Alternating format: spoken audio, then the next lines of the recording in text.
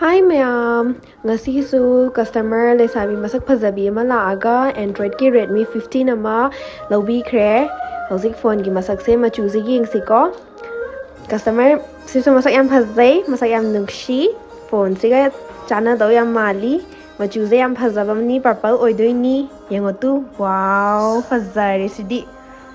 fajai ko nupi Leisabi machana paibada yamna fajaba machu ingtak tawraga yam fajai mayam su pamba leragadi laksan biro store da mayam gi apamba machu loinna pakhng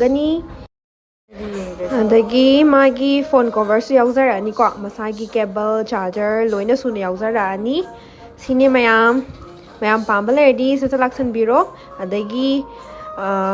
iPhone gi oina di phone case machu makhan loinna phangani transparent mayam na pamba mayam na hangbadusu restock tawzare aduga mayam phone gi covers adaidi adapter cable adagi tempered glass napningba leragasu Manipur Apple House adi loina phangbigani ko mayam sungsoi soidana lengsan birao aduga Sunday dasu ekoi adum open oijagani ayuki pung tara dagina nungdang waram gi pung 8 fo hangbigani thabak chinba ichinau sing yauragasu Sunday dasu dum koithok pirao adom gi apambado yengaga ahongba mamanda adom gi damakta adum ekoi Manipur Apple House na adum pithok chage adudi mayam ngasi gi oinadi bye bye Hojik dada amana laga iPhone 16 ama lawbikre unboxing tawri lawa pambibro kamai tawge yam color se yam pam jo do price kaika adu ka di penjarabo yai yam price ka se yam hong na pi re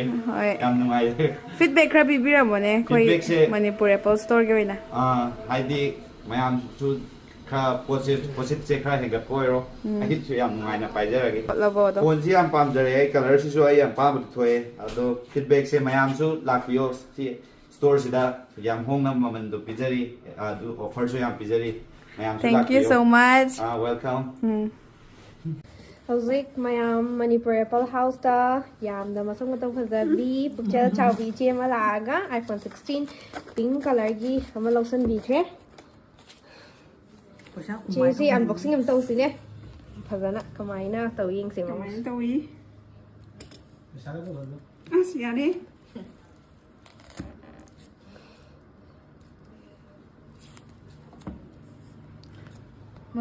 nupi yam thokpa na pink machu se pink khata ne mina hangnai se